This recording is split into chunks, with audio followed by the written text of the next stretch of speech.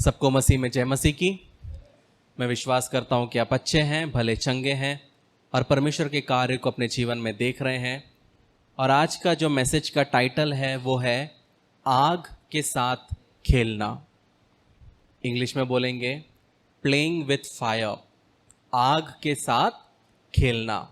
जब हम मसीह जीवन में रहते हैं प्रियो, बहुत बार हम वचन के विपरीत चलते हैं और वचन के विपरीत जब हम चलते हैं तब हम ये भूल जाते हैं कि जो हम कर रहे हैं ये एक्चुअली हम बहुत बड़ी गलती कर रहे हैं और इस वजह से हमारे जीवन में किस किस प्रकार से क्या हो सकता है, रिप्रकशंस हो सकता है।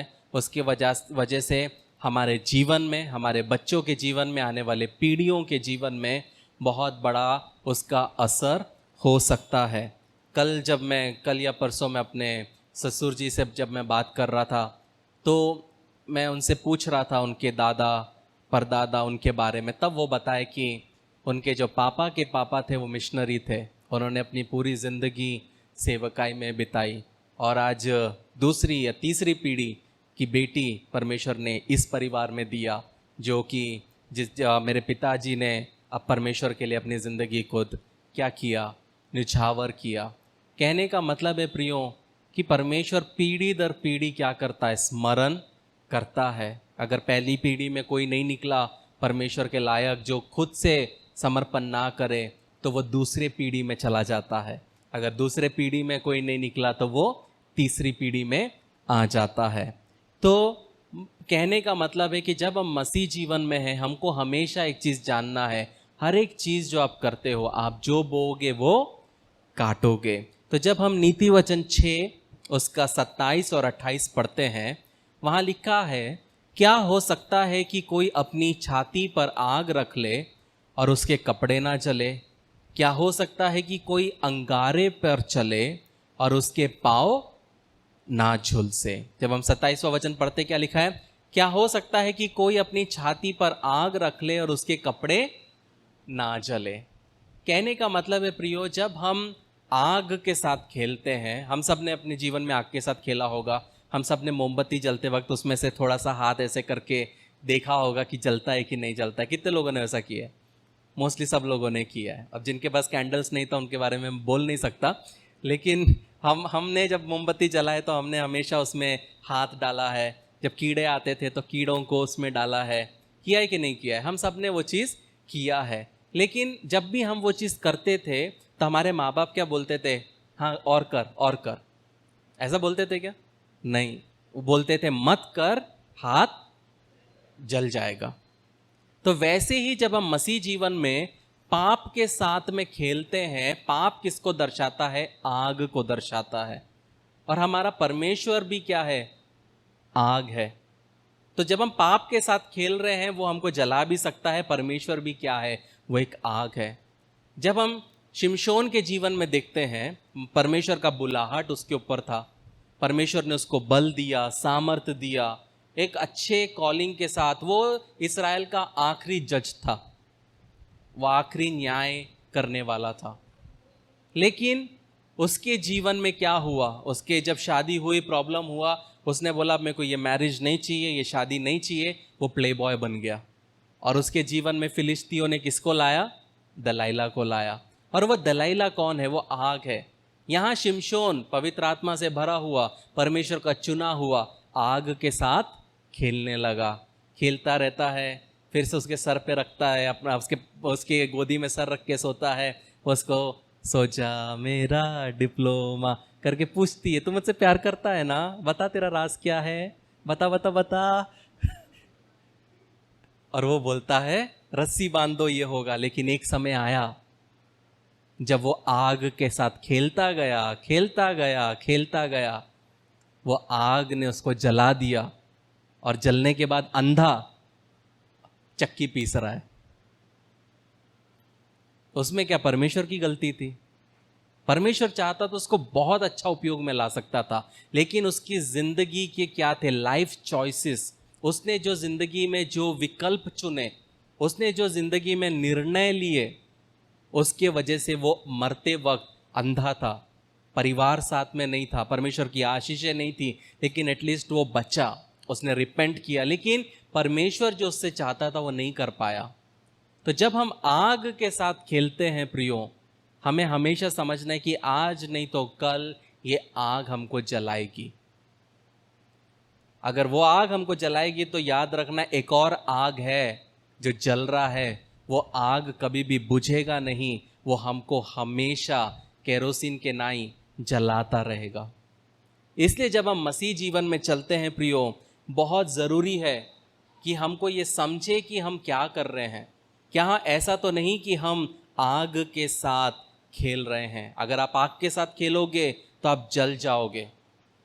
जब आप परमेश्वर के अलावा किसी और को स्थान दोगे, कोई व्यक्ति को, कलीसिया को, पासबान को, या कोई जगह को, आप परमेश्वर का स्थान किसी और को दे रहे हो, और वो चीज़ क्या होगा, वो आपको नरक के आग में ले जाने के क्या होगा, वो कारण हो सकता है। तो जब हम दूसरा राजा 1 पढ़ते हैं, वहाँ पे हम एक चीज़ देखते हैं। वहाँ पे हम अहज्या के बारे में देखते हैं, राजा अहज्या। तो पहले वचन से जब हम पढ़ते हैं, वहाँ लिखा है, अहाब के मरने के बाद मोआब इसराइल के विरुद्ध हो गया। अहज्या एक जालीदार खिड़की में से जो शमरोन में उसकी अटारी में थी गिर पड़ा और बीमार हो गया।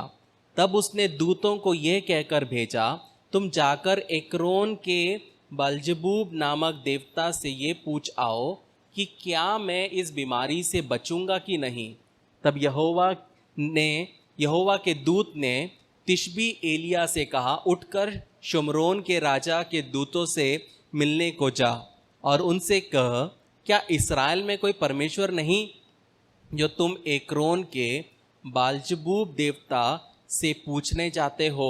इसीलिए अब यहोवा तुझसे यूं कहता है, जिस पलंग पर तू पड़ा है उस पर से कभी ना उठेगा, परंतु मर ही जाएगा। तब एलिया चला गया। तो यहाँ पे हम देखते हैं कि आहाब और जezebel का बच्चा रहता है अहज्या, इजबेल। तो जब ये राजा बनता है, एक दिन क्या होता है कि ये अपने वरांडा में चल रहा है, उसका पैर स्लिप होता है और वो गिर जाता है। गिरने के बाद वो क्या करता है, एक्रोन में अपने दूतों को भेजता है कि तू जा, दूसरा वचन, तू जा कि और जाके पूछ कि क्या मैं जीवित बचूंगा कि नहीं। जब हम मसीह जीवन में रहते हैं प्रियो, हमारे पास क्या है, परमेश्वर का वचन। जब हम परमेश्वर के वचन को छोड़ जब हम इधर उधर जाते हैं, तब हम क्या कर रहे हैं, परमेश्वर के विरुद्ध जा रहे हैं। यहां पे ये इस्राएलियों का राजा होते हुए अपने लोगों को बोल रहा है कि बाल देवता के पास जाके पूछ के बता कि क्या मैं जीऊंगा कि मरूंगा। यहां पे हम देख सकते हैं प्रियो कि परमेश्वर ने क्या किया। परमेश्वर ने अपने दूत को एलिया के पास भेजा, और एलिया, जब ये लोग बलजबूब के पास जा रहे थे, बीच में एलिया आके क्या करता, उनको रोकता है और वो बोलता है एक लाइन कि क्या इस्राएल में कोई परमेश्वर नहीं जो तुम एक्रोन के बलजबूब देवता से पूछने जाते हो। ये परमेश्वर पूछ रहा है उनसे। बहुत बार हमारे जीवन में भी हम यही हरकत करते हैं। हम जब दूसरा व्यक्ति दूसरे जगह जाता है तो हम बोलते हैं वहां जाके पूछ लेना मेरे बारे में भी थोड़ा, शायद कुछ पता चल जाए। हम किसके साथ खेल रहे प्रियो, आग के साथ खेल रहे हैं। पर यहां पे एलिया ने अपना क्या किया, उसको जानना था ना कि वो जिएगा कि मरेगा। परमेश्वर ने अपने दास को भेज के उसको क्या बोला, चौथे वचन, इसलिए यहोवा तुझसे यूं कहता है, जिस पलंग पर तू पड़ा है उसी पर से कभी ना उठेगा, परंतु मर जाएगा। जो बात पूछने के लिए वो मूर्ति के पास जा रहा था, परमेश्वर ने उसको बता दिया, जो हमारा भूतकाल, हमारा वर्तमान काल, हमारा भविष्य काल को जानता है, उसने बता दिया कि तू जो बिस्तर में पड़ा है वहीं पे मरेगा। लेकिन परमेश्वर नहीं चाहता था कि उसका आत्मा नाश हो, इसलिए परमेश्वर ने अपने दूत को भेजा, एलिया को बताया ताकि वो क्या करे, पश्चाताप करे कि उससे गलती हुई। हाँ परमेश्वर, मुझसे गलती हुई, मुझे जादू टोना नहीं करना था, मुझे मूर्ति पूजा नहीं करना था, मुझे और किसी से नहीं पूछना था, लेकिन उसने वैसा कुछ नहीं किया। लेकिन उसके बाद क्या हुआ, ये जो लोग थे, जब हम 5वां वचन पढ़ते हैं, जब अहज्याह के दूत उसके पास लौट आए तब उसने उनसे पूछा, तुम क्यों लौट आए? उन्होंने उससे कहा, एक मनुष्य हमसे मिलने को आया और कहा, जिस राजा ने तुमको भेजा है उसके पास लौटकर कहो, यहोवा यूं कहता है कि क्या इस्राएल में कोई परमेश्वर नहीं जो तू एक्रोन के बलजबूब देवता से पूछने को भेजता है? इस कारण जिस पलंग पर तू पड़ा है उस पर से कभी ना उठेगा, परंतु मर ही जाएगा। उसने उनसे पूछा, जो मनुष्य तुमसे मिलने को आया और तुमसे ये बातें कही, उसका कैसा रंग रूप था? उन्होंने उसको उत्तर दिया, वह तो रोआर मनुष्य था और उसके कमर में चमड़े की फेटा बांधे हुए था। और उसने कहा, वह तिशबी एलिया होगा। तो यहाँ पे हम देखते हैं ये लोग वापस राजा के पास जाते हैं और राजा बोलते, इतनी जल्दी पता चल गया? वहां पे उसको याद है कि जब उसके पापा के टाइम पे, जब करमेल पर्वत पर आग उतारने की बात थी, 400 बाल के देवता सुबह से शाम तक चिल्ला रहे, आग नहीं आई। और यहाँ पे पूछने गए कि वो जिंदा है कि मर गया, और ये इतनी जल्दी आ गया। उसको भी शॉक लगा होगा कि अरे बाप रे, कैसे पता चल गया? लेकिन वो बोलते हैं, ऐसा कुछ नहीं हुआ, पर हमको एक व्यक्ति रास्ते पे मिला, उसने बोला तुम वापस जाओ और वापस जाके क्या कहो कि राजा को बताओ कि तू जिस बिस्तर पे पड़ा है वहीं पे तू मरेगा। तो जब राजा ने ये सुना तो राजा के अंदर में क्या हुआ? इच्छुकता, कौन है ये व्यक्ति? तो बोलते, तुम बता सकते हो क्या? अभी का टाइम होता तो पूछते थे, सेल्फी लिया था क्या, फोटो लिया था क्या? लेकिन वहां पे तो ऐसा कुछ नहीं है। तो उन्होंने बताया कि उसने चमड़े का पट्टा बांधे हुए था, बहुत रोआदार व्यक्ति था, बहुत बाल है उसके। तो देखते से वो क्या किया, वो पहचान गया, ये तो एलिया है।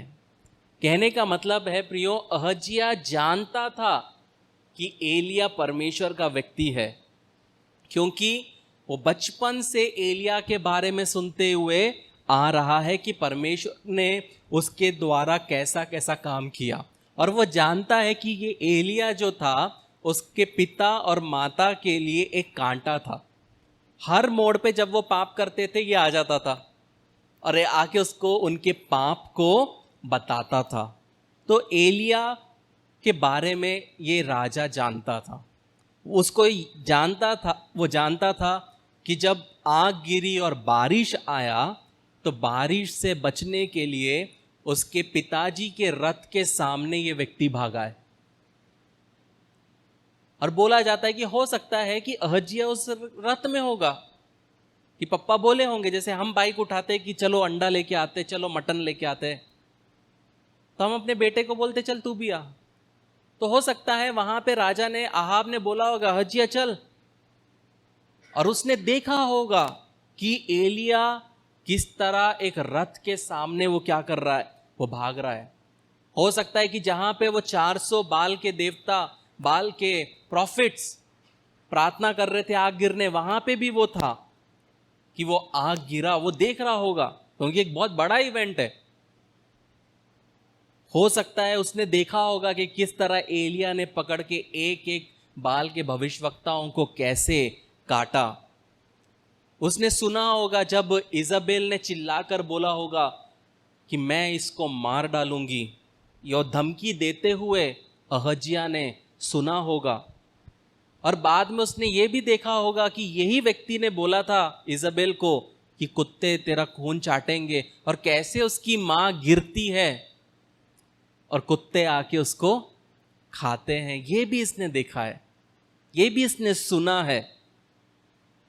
तो भी आश्चर्य की बात यह है कि जब उसके जीवन में प्रॉब्लम आता है तो वो परमेश्वर को जानता नहीं है। हम भी मसीह जीवन में ऐसे ही हो जाते हैं। हमारे घर में खाना है, हमारे ऊपर घर में छत है, हमारे पास में माता है, पिता है, पर भी हमको उनकी परवाह नहीं है। हम अपने पैरों पे खड़े हो सकते हैं, वो एक आशीष है। हम कानों से सुन सकते हैं, वो एक आशीष है। हम आंखों से देख सकते हैं, वो एक आशीष है।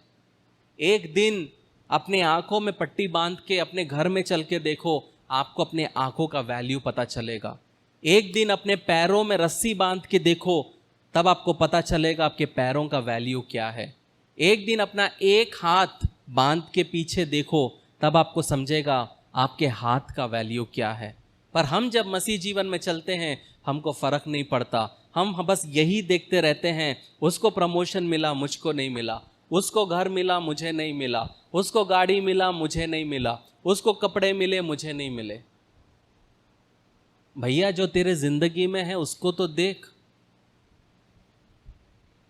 हम दुनिया के स्टैंडर्ड से अपने जीवन को हम क्या करते हैं, हम जज करते हैं। यहां पे ये व्यक्ति परमेश्वर के कार्य को बचपन से देख के आ रहा है, लेकिन ये नजरअंदाज करता है, परमेश्वर को नजरअंदाज करता है। फिर भी परमेश्वर बोलता है नहीं, ये इस्राएल का राजा है, मुझे इसको मौका देना चाहिए। वो अपने दास को भेजता है कि तुम जहां है वहीं मरेगा। आप बताइए, अगर आज आप बिस्तर पे हो और परमेश्वर का आत्मा आपसे कहेगा कि जहां तू पड़ी है, जहां तू पड़ा है, वहीं तू मरेगा, तब क्या करोगे?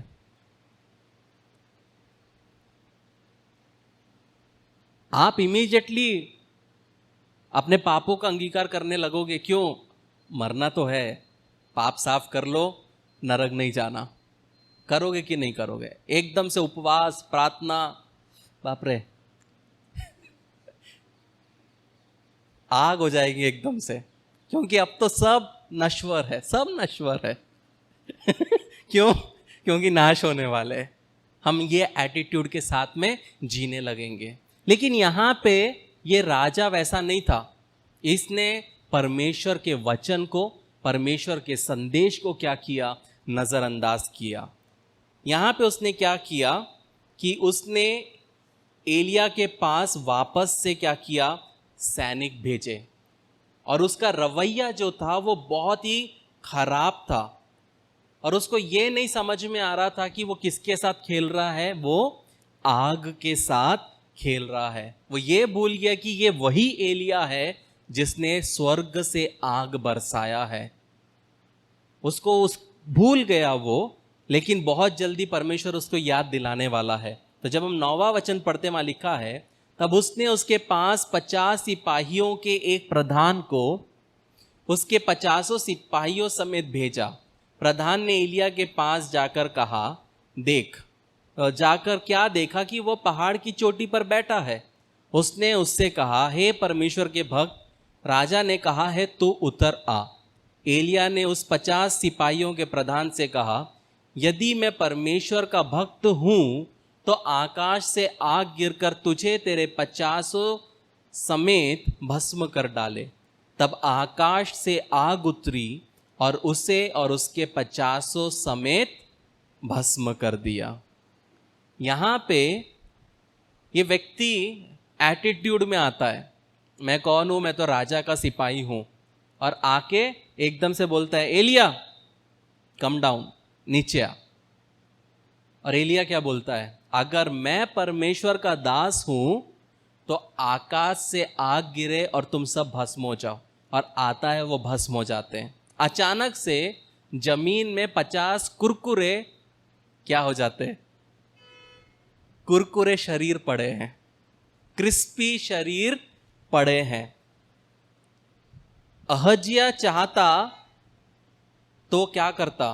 पश्चाताप कर सकता था, वो बदल सकता था, लेकिन वो नहीं बदला। प्रियो, परमेश्वर चाहता है कि हम उसको पुकारे। परमेश्वर चाहता है कि हम उसके पास जाएं। लेकिन बहुत बार हम जब मसीह जीवन में चलते हैं, हम क्या करते हैं?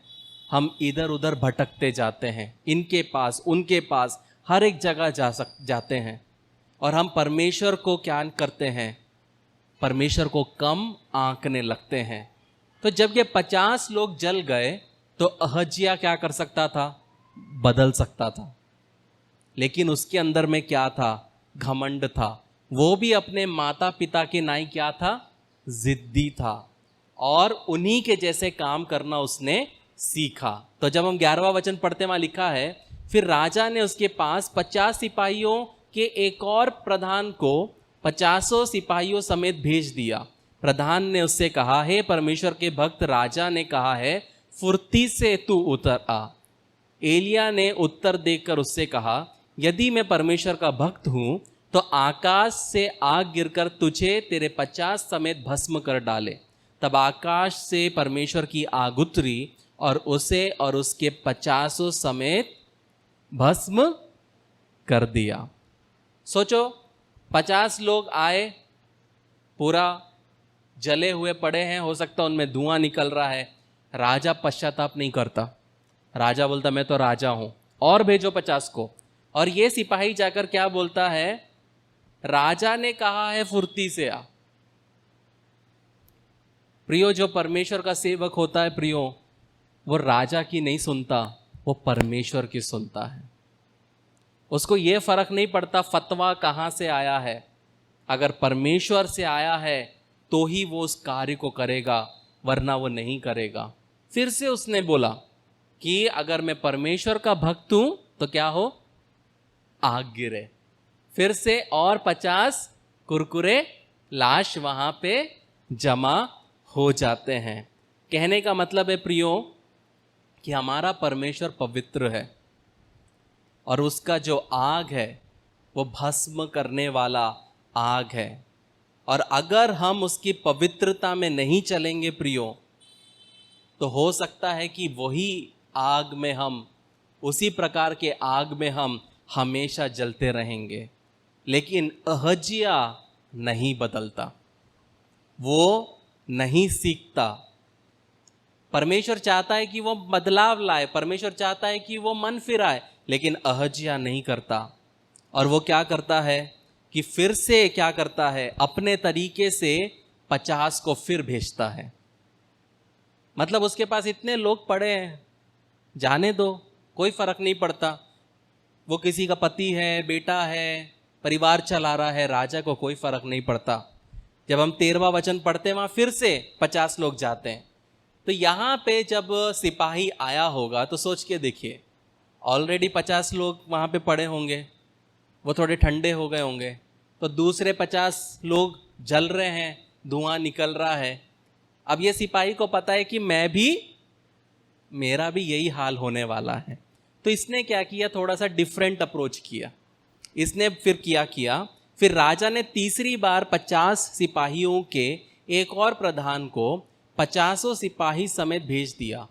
और 50 का वह तीसरा प्रधान चढ़कर एलिया के पास घुटने के बल गिरा और गिड़गिड़ाकर उससे कहने लगा, हे परमेश्वर के भक्त, मेरा प्राण और तेरे इन 50 दासों के प्राण तेरी दृष्टि में अनमोल ठहरे। 50 सिपाहियों के जो 2 प्रधान अपने अपने 50 समेत पहले आए थे, उनको तो आग ने आकाश से गिरकर भस्म कर डाला, परंतु अब मेरा प्राण तेरी दृष्टि में अनमोल ठहरे। पहले 2 सिपाही जो आए, वो अपनी हेकड़ में आए, एटीट्यूड, मैं तो राजा का कमांडर हूं, मुझसे बड़ा कौन है। वहां पे आके क्या हो गए? राख हो गए। अब ये जो व्यक्ति आया, ऑलरेडी न्यूज़ सुन लिया है कि पहले वाले 2 टुकड़ी जो गए हैं भैया, वहां पे वो KFC बन गए। अब राजा ने बुलवाया होगा। सोच के देखिए, ये कमांडर घर में बैठा है, एकदम से हाँ क्या हुआ, जाना है तुमको 50 को लेके। सोचो उसके घर में क्या हुआ होगा, उसकी पत्नी, बच्चे, और वो जो 50 जा रहे हैं उनके साथ क्या हुआ होगा। वो दर्द सोच के देखिए, डर के साथ। लेकिन यहां पे जब ये जाता है, तब इसके जीवन में एक चीज होता है, वो विनम्रता पूर्वक प्रार्थना के साथ सम्मान के साथ, ये जानते हुए कि परमेश्वर है वहां, एलिया परमेश्वर का दास है, उस सम्मान के साथ वो बात करता है। कहने का मतलब है प्रियो, परमेश्वर हमारे हृदय को तलाशने वाला परमेश्वर है। वो हमारे आदेशों को नहीं मानता। बहुत बार मसीहों को लगता है परमेश्वर को कमांड करो। परमेश्वर को हमारी ज़रूरत नहीं है, हमें उसकी ज़रूरत है।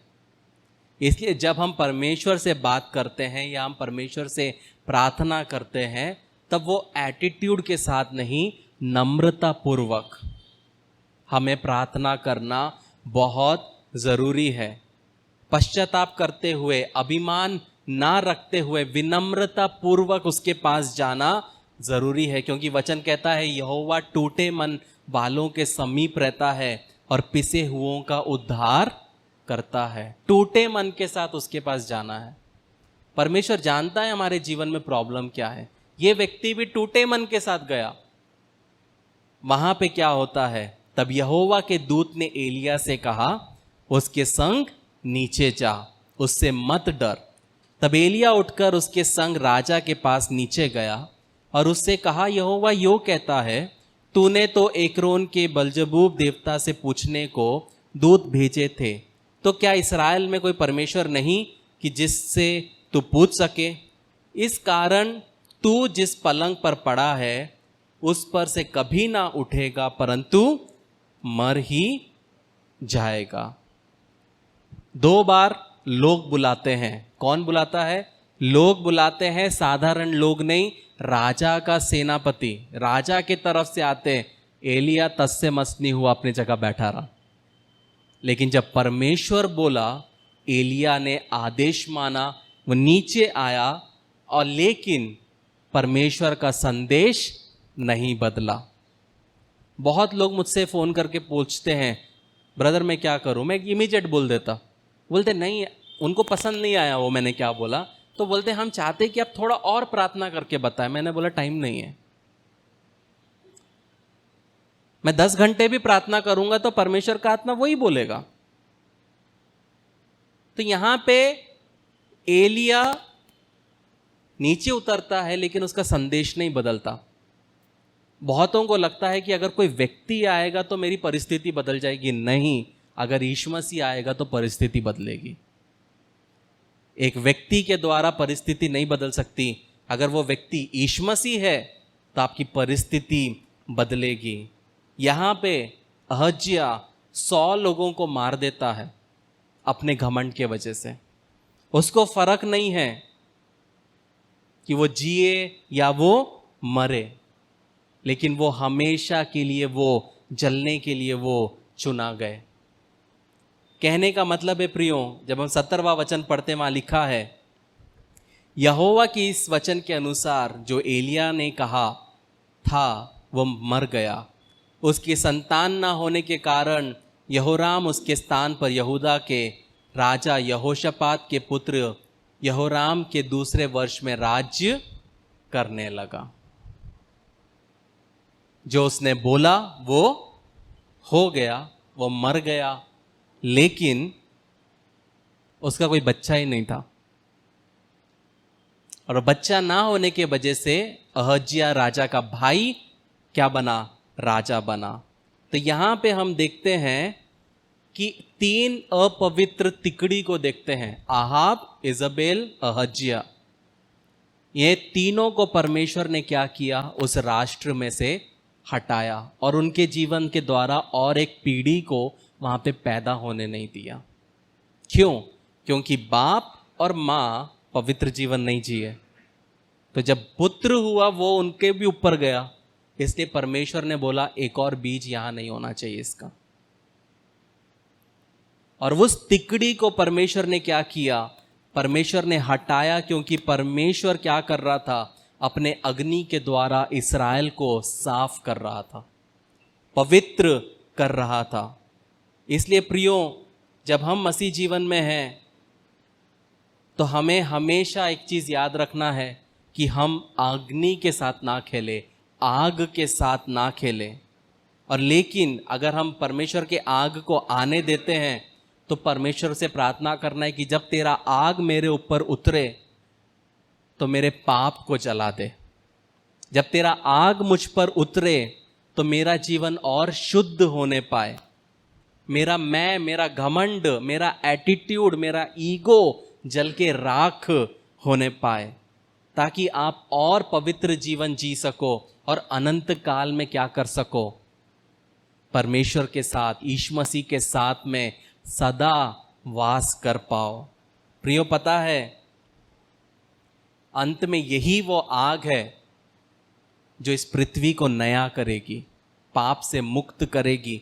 जब हम दूसरा थिस्सलुनीयों 2:8 पढ़ते हैं, वहां पे लिखा है, तब वे अधर्मी प्रकट होगा जिसे प्रभु यीशु अपने मुंह की फूंक से मार डालेगा और अपने आगमन के तेज से भस्म करेगा।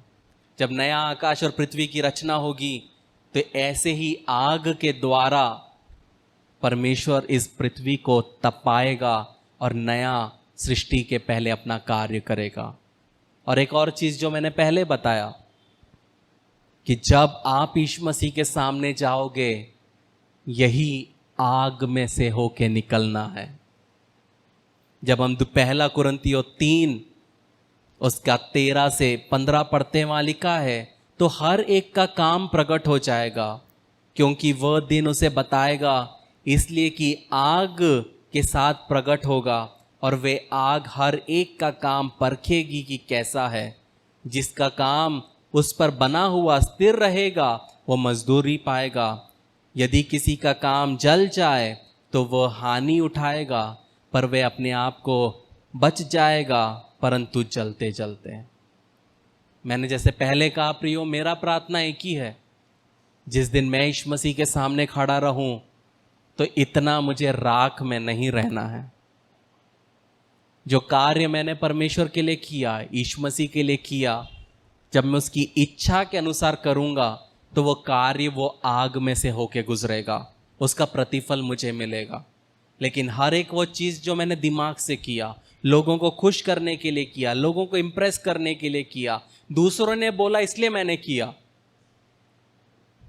हमारे पीएचडी की डिग्री, हमारे डॉक्टरेट की डिग्री, हमारे एमडिव की डिग्री, हर सब डिग्री जब उस आग में से जाएगी वो जलकर राख हो जाएगी। सिर्फ एक ही चीज बचेगा, जो आपने परमेश्वर के लिए किया, जो आपने परमेश्वर के राज्य के लिए किया, जो आपने परमेश्वर के भाई बहनों के लिए किया।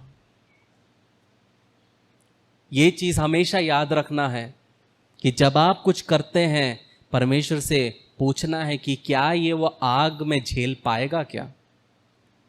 हम लोगों को दिखाने के लिए बड़े बड़े डोनेशन दे सकते हैं, लेकिन वो आग में से जब जाएगा तो जल के राख होगा। 10 लाख होगा, 20 लाख होगा, 1000, लेकिन आपने दिखाने के लिए दिया, वो जल के राख हो जाएगा। वहीं पे किसी ने नहीं देखा, आपने शायद 1 रुपये डाला होगा और देखा होगा कि जब कोई नहीं देख रहा, धीरे से वो सिक्का फेंका होगा कि आवाज भी ना आए, लेकिन वो 1 रुपये का सिक्का वो आग में से होके गुजरेगा।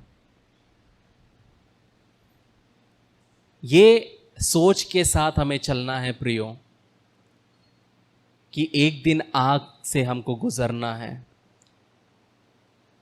क्योंकि ये आग सत्य को उजागर करेगी प्रियो, पाप को जला देगी, हमें शुद्ध करती है। मैंने पहले भी बताया, लेकिन फिर भी बताऊंगा। मुझसे बहुत लोग बोलते हैं कि आप इतना फोकस्ड क्यों रहते हैं, क्योंकि परमेश्वर ने मुझे स्वर्ग और नरक दिखाया है।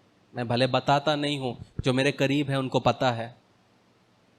उसमें एक समय मेरे को परमेश्वर ने दिखाया कि मैं उसके सिंहासन के सामने हूं, और मैंने देखा कि मेरे सामने में बहुत बड़ी आग है और लोग लाइन से खड़े हैं, सबको उनमें से होके गुजरना है।